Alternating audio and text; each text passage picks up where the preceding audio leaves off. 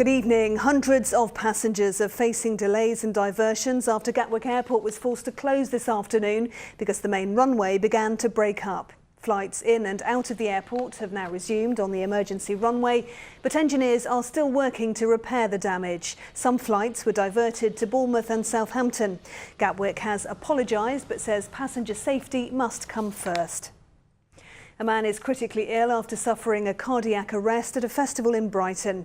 The man in his 20s was taken ill at the Wildlife Festival last night. A driver had a lucky escape after the car crashed into a tree in Hartley-Wintney this morning. These photos show the impact of the crash along Blackbush Road near Hook. Incredibly, the driver walked away with just minor injuries. A cyclist has been left with an horrific eye injury after an egg was thrown at him by a passing motorist. The 37-year-old man was hit on Bracknell Road in Crowthorne on Tuesday. Police are appealing for witnesses. Officers are searching for a man who robbed a petrol station in Hampshire. The CCTV images show the man threatening a member of staff before stealing £169 from the till. He also grabbed cigarettes before escaping on a bicycle. It happened in the early hours of Friday morning. Firefighters have been praised for preventing a blaze spreading in Oxfordshire. 5 fire engines were called to Tame High Street on Friday night to reports of a roof well alight. The cause is being investigated. Soldiers who suffered terrible injuries in Afghanistan have set a new record for kayaking around the Isle of Wight. 2 double amputees covered 54 miles in 10 hours and 25 minutes. The challenge was organised by the Pilgrim Bandits charity, which helps wounded servicemen by organising tough physical challenges. 10 hours sat in a kayak, giving it physic all the time is not the easiest thing to do for able-bodied, let alone amputees. We had to eat, drink, pee as we were going. It's, part of the record is you're not allowed assistance or anything like that. Now, there have been celebrations across the south to mark the Queen's official 90th birthday. Parties have been held in streets, pubs, community centres and town squares across the region. Mary Stanley reports. They've been organising street parties in Grant Road in Portsmouth since 1975. But for the Queen's 90th birthday, residents really went to town, with decorations, a picnic, a band and a royal birthday cake competition. Really wonderful community atmosphere, everybody just mucking in and sharing and chatting. It's really lovely. In the summertime.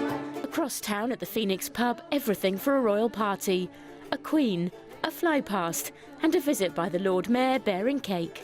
Today I've got 10 street parties to go to, and this is my third. I've been starting since about 11 o'clock. We've only got half an hour to go to each party, but we're thoroughly enjoying it so far.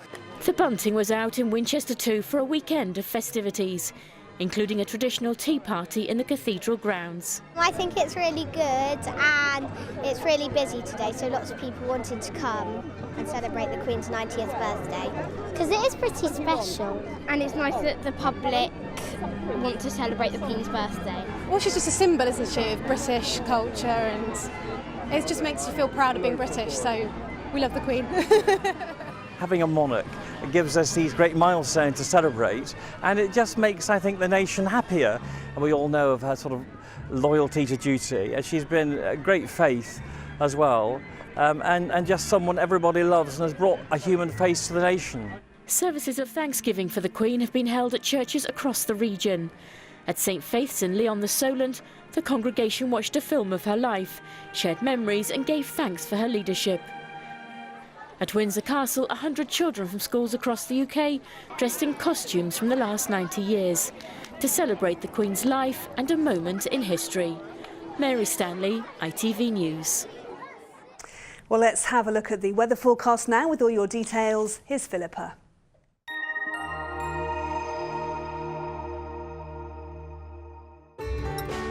From blizzards to pool, driving through Europe. Eurotunnel the Shuttle sponsors ITV Meridian weather.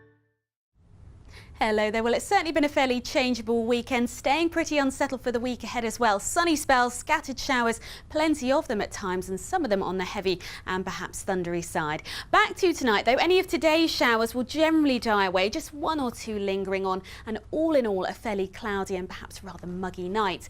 Tomorrow, a fairly messy day on the cards. We start off with a lot of cloud, outbreaks of rain pushing in from the west. I think for the afternoon, it looks as though we'll see more in the way of brightness breaking through and a more showery feel to things, but where we see the showers, they could well be heavy and perhaps thundery, and that really does set the tone for the next few days. Further scattered showers, slow moving at times, and a few rumbles of thunder too. Eurotunnel the Shuttle sponsors ITV Meridian weather.